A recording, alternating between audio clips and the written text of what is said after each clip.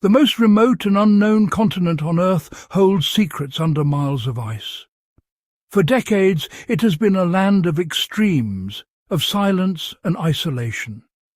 Today, we'll explore the latest scientific discoveries that could change how we understand the South Pole. Do we really know it? Or are we just scratching the surface of what it hides? Since the first explorations in the 19th century, scientists have slowly pushed deeper into the ice.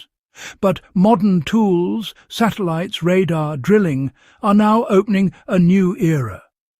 To understand what's coming, we need to look back at classic discoveries.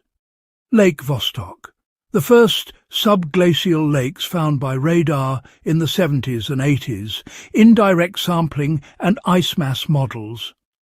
Those findings were our first step into the unknown. Now we're facing a data revolution. Recently, a team using Cryosat-2 data from space found 85 new active lakes under the Antarctic ice, bringing the total to 231 known lakes so far. Live Science +2 phys.org +2. But these aren't still pools of water. They fill and drain in cycles, which can make the base of ice sheets slippery and speed up glacier flow towards the sea. Also, new drainage networks connecting these lakes have been mapped. This suggests a much more complex and active subglacial system than we thought. Phys.org +1. In Dronningmord Land, 7 active lakes were found in coastal areas where they weren't expected to exist before. tc.copernicus.org. These discoveries make us rethink the old models of ice flow. If you're watching this as a short clip or preview, head to the channel to see the full video. If you're watching the whole video, stick around and make sure to hit that Super Chad triple like and subscribe so you don't miss future discoveries. One of the most ambitious steps was drilling into Lake Mercer in Antarctica. In 2023, the SALSA project pulled out layered sediments from under the ice for the first time. This gives us a geological record of old activity in extreme conditions. NSF, National Science Foundation. By studying this, we can figure out changes in ice sheets, possible dry or wet periods, and how the subglacial layer behaved over centuries or thousands of years. This sediment is like a time capsule, a silent witness to ancient climates and how Earth's processes developed under extreme isolation. Even though we haven't explored large creatures, we already know that subglacial lakes, like Willands, have microbial communities that can live without light, under extreme pressure, and without typical nutrients. Wikipedia +1. These tiny organisms turn minerals into energy. They're called chemoautotrophs, showing that life can exist in conditions that seem impossible. Some theories suggest these biological systems might be similar to environments on icy moons, like Europa or Enceladus. To understand why these lakes exist and change, we need to look at heat from the Earth. Current theories say that geothermal heat combined with pressure under ice sheets can melt the bottom, creating liquid water. Theoretical research shows that many lakes might have turbulent vertical convection, which helps mix nutrients for microbial life.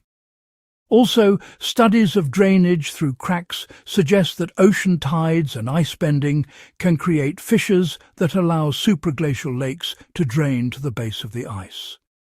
Together, these theories paint an active picture of how heat, pressure, water, and ice structure interact.